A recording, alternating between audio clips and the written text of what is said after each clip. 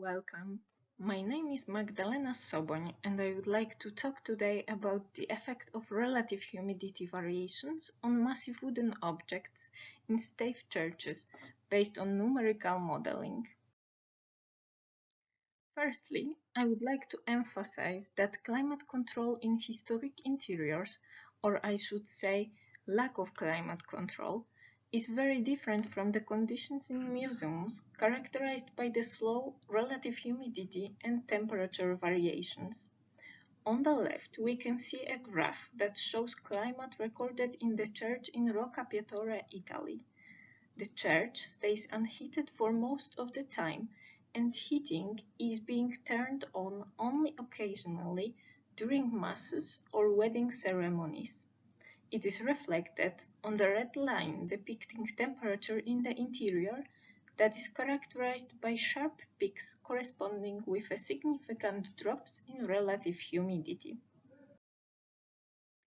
This type of variations, dynamic variations, generate gradients of moisture content in wood.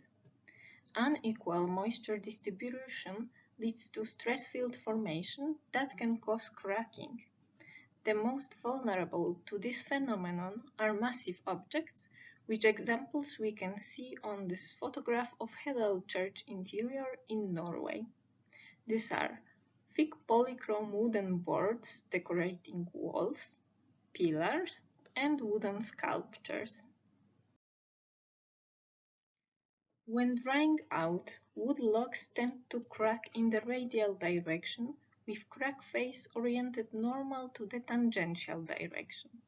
Such cracks can be observed on sculptures like this one from St. Mary's Church in Krakow.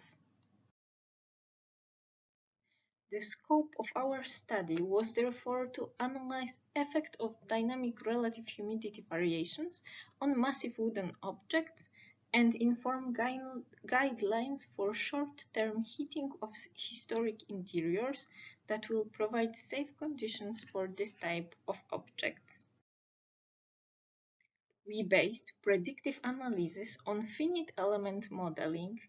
Instead of classical mechanics commonly used in models of damage of cultural objects, we applied fracture mechanics approach.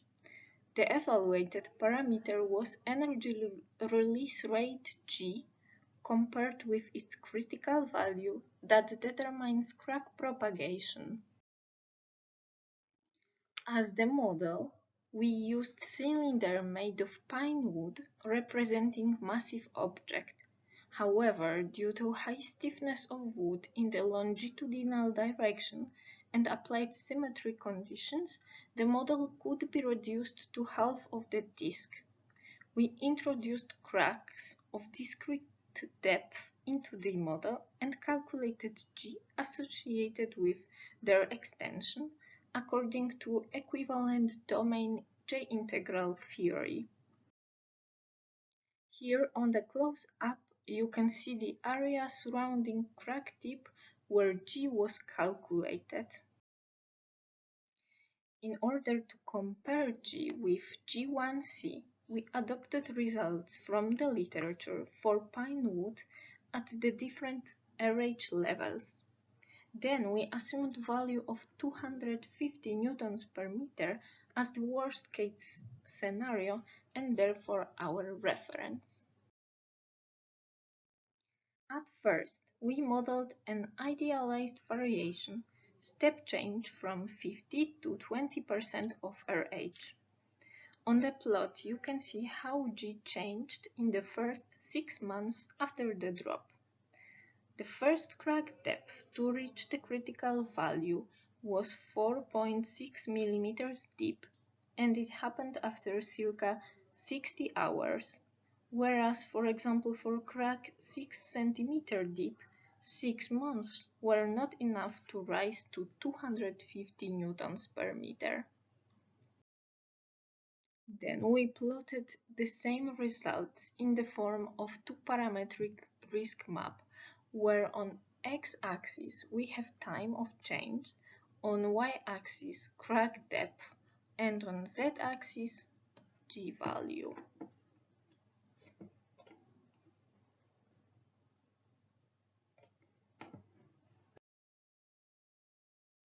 Let's assume that we have crack of initial depth 2.2 millimeters.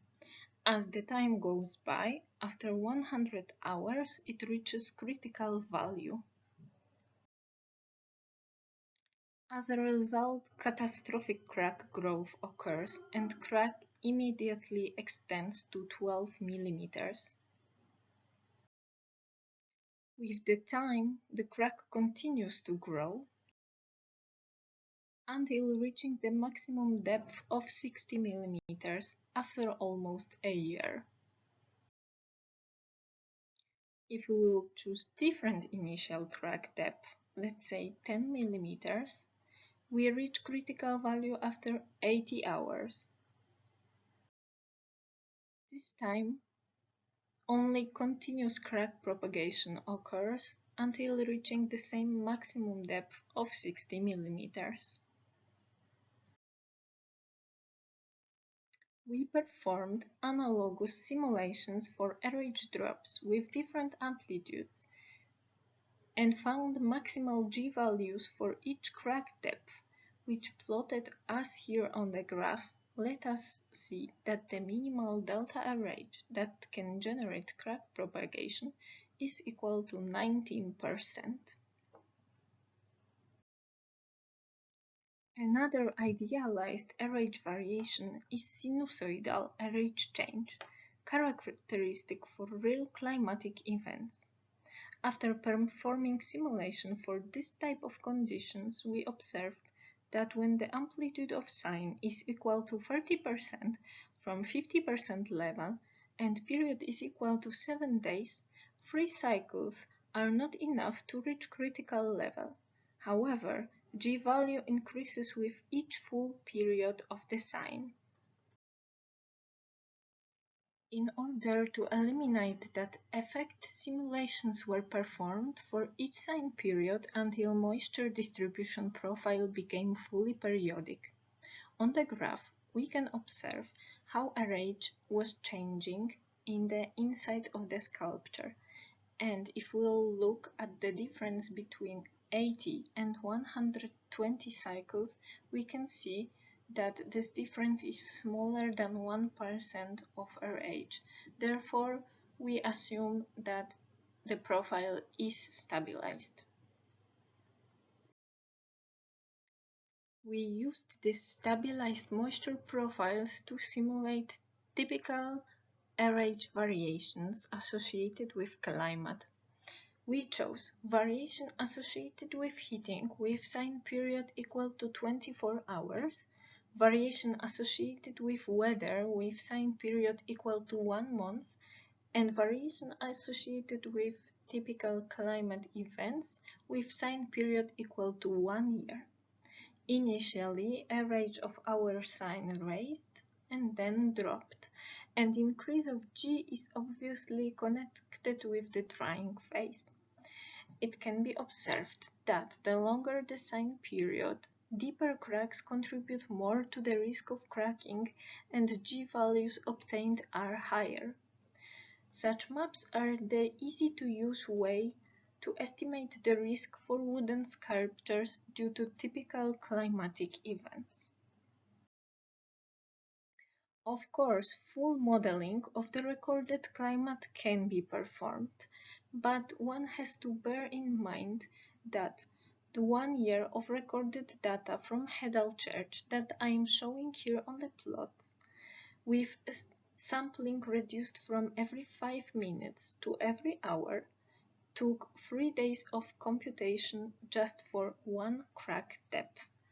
That means that it's not actually feasible to perform such full simulations, and therefore these maps that I showed on the previous slide are definitely a better way of estimation the risk for massive wooden objects.